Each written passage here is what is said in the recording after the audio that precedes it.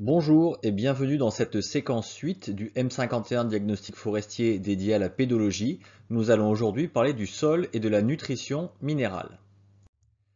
Quelques rappels sur la nutrition des arbres. Les éléments minéraux sont puisés par les racines et les mycorhizes associées, c'est-à-dire les champignons symbiotiques associés aux racines. Quand on regarde les éléments minéraux composant les plantes, on retrouve ces proportions d'oxygène, carbone, hydrogène et autres. Or, ils ne sont pas puisés oxygène, carbone et hydrogène. Donc ça veut dire que ce sont les autres qui vont être puisés dans le sol.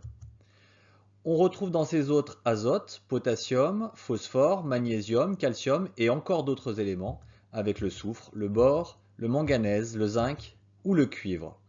Donc tous ces éléments en marron sont ceux qui sont puisés dans le sol.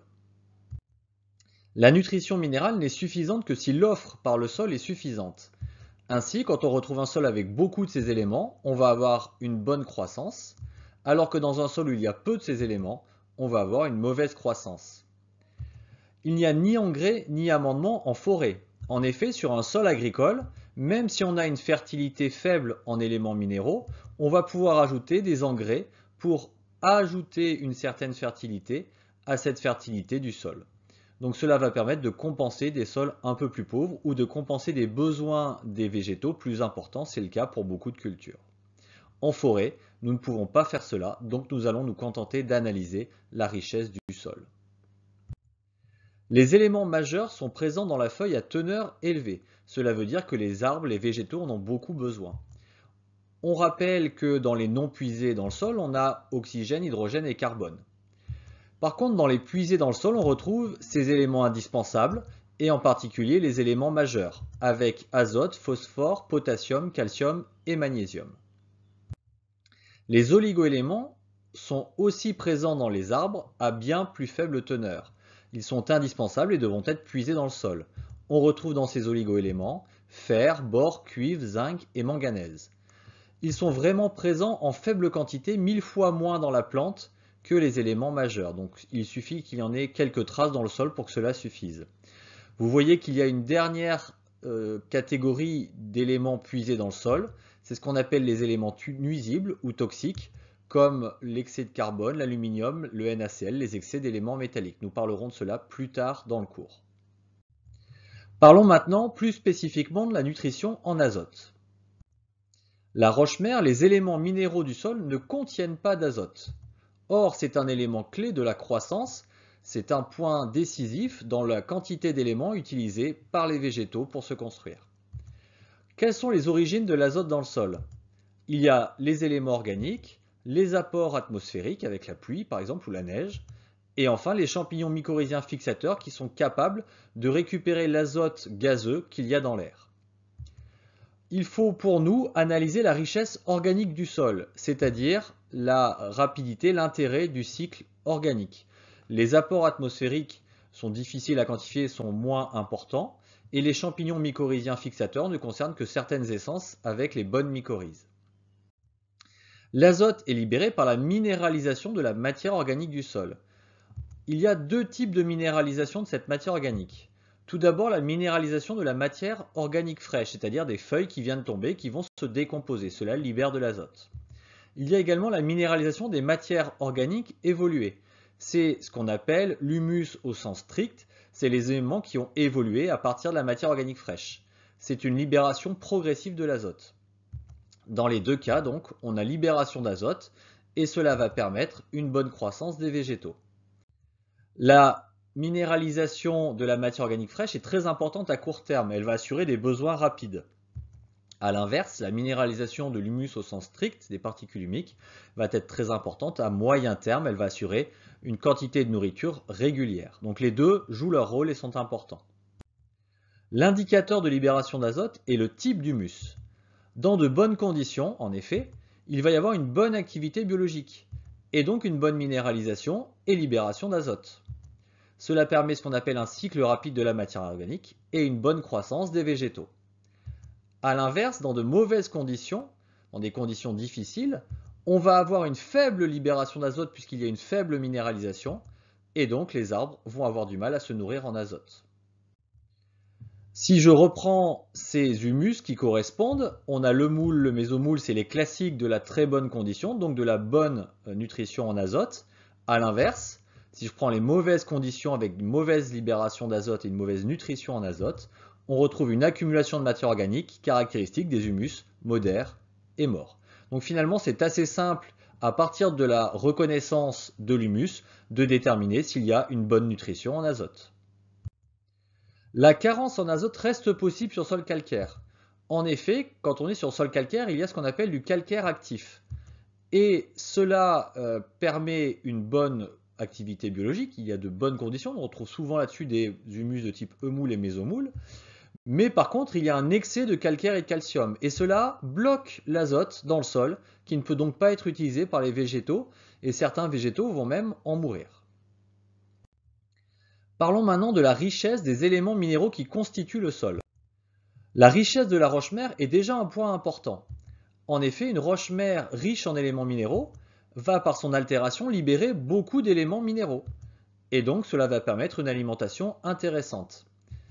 Il y a également le rôle de certains dépôts éoliens, des poussières amenées par le vent en quantité, qui peuvent faire des dépôts importants en surface et qui vont eux aussi amener des éléments chimiques intéressants. Évidemment, cela ne suffit pas puisque c'est dans le sol que les racines vont se développer et non dans la roche. Mais déjà, une roche-mère riche devrait être un bon indicateur pour un sol riche. On va analyser la présence d'éléments fins dans le sol. En effet, l'argile, les limons fins, sont ce qu'on appelle des silicates d'alumine. Ils sont donc riches en éléments chimiques et leur altération régulière dans le sol va entraîner une libération constante d'éléments intéressants. Si je reprends mon sol, on va regarder s'il y a de l'argile, des limons fins, et cela va nous permettre de savoir s'il y a libération d'éléments et une bonne croissance. Quand on a un sol profond, on a une plus grande quantité de sol, donc une meilleure libération d'éléments intéressants et une meilleure croissance. Les situations topographiques d'apport donnent une meilleure richesse chimique. Pour rappel, ces situations d'apport, c'est les bas de pente, les ruptures de pente positives et les fonds de vallon.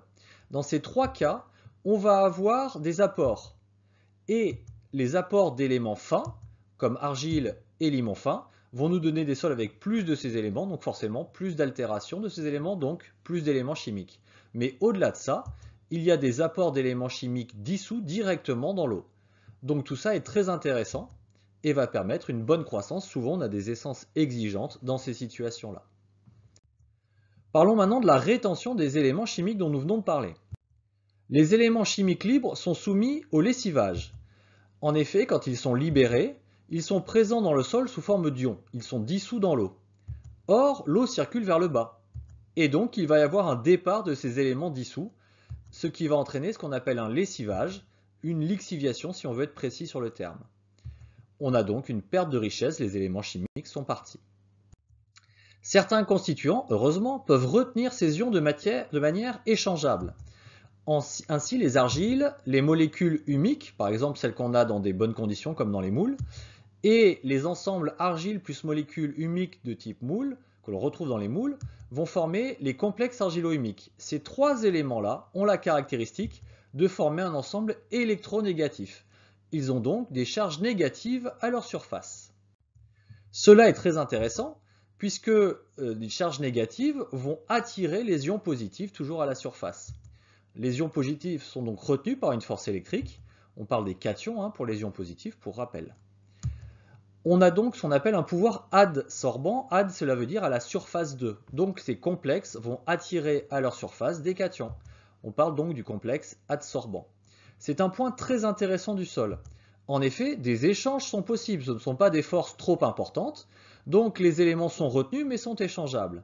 On parle alors de capacité d'échange cationique, c'est la capacité du sol à échanger des cations, à les retenir et à les échanger. Donc on a un petit résumé, c'est la CEC, si vous entendez ce terme, cela veut dire la capacité du complexe à retenir des cations. Tout cela limite le lessivage, c'est donc décisif pour éviter une perte de richesse dans le sol. Le pH du sol joue un rôle déterminant sur cette rétention. En effet, le complexe retient également les cations H+. Or, les H+ sont des éléments inutiles. Quand on a Un pH très acide, cela limite fortement l'efficacité de cette rétention. En effet, un pH très acide, cela veut dire une forte concentration en H+. Et là, par la loi des échanges, on va retrouver un complexe qui va surtout retenir des ions H+. On a un remplacement des cations intéressants par du H+. On parle de désaturation du complexe. Cela veut dire qu'il y aura un lessivage plus important puisque les cations intéressants ne sont plus retenus sur le complexe puisque celui-ci est occupé par des ions H+ inintéressants. Un pH proche de la neutralité forestière, à l'inverse, est un atout pour la rétention. Pour un pH neutralité forestière, on dit qu'on est entre 5,5 et 6 à peu près. C'est le pH normal moyen en forêt. Donc là, on va avoir une situation de saturation du complexe avec peu d'ions H+, et beaucoup d'ions intéressants, de cations intéressants. C'est un bon pourcentage d'éléments utiles. Donc rappelez-vous, un sol saturé, c'est un sol avec un bon pourcentage d'éléments utiles. Il y a dans cette situation, on l'a dit tout à l'heure, un faible lessivage. C'est donc un élément très intéressant, un atout pour le sol et sa fertilité. Attention, quand on a un pH de 7, cela veut dire qu'on a un fort taux de calcium en éléments dissous et sur le complexe. Et donc cela va entraîner une sursaturation en calcium. Tout cela entraîne des carences et donc un manque d'éléments. Parlons justement des carences et toxicités. Les carences peuvent être provoquées par un problème de libération, de rétention, mais aussi de déséquilibre des éléments dans le sol. Donc une carence, pour rappel, c'est un manque. Donc quand on a une roche-mère pauvre, on a une faible libération d'éléments, forcément. Exemple du grès, c'est quelque chose qui va être peu intéressant. Il va y avoir des carences sur ces sols-là. De la même manière, sur un sol acide, on va avoir une désaturation et donc un lessivage plus important. Cela amènera peut-être des carences en éléments nutritifs. On peut avoir aussi des excès en éléments qui vont entraîner des déséquilibres. Ces déséquilibres entraînent un problème d'absorption. C'est le cas sur le calcaire, par exemple, qui va nous poser des soucis. On a vu tout à l'heure que ça amène à des pH autour de 7, voire basiques. Et dans ces conditions-là, on a des soucis de nutrition. Les toxicités sont liées à un excès en un élément. Donc, une toxicité va entraîner un problème de croissance, mais également un problème de mortalité pour certaines essences.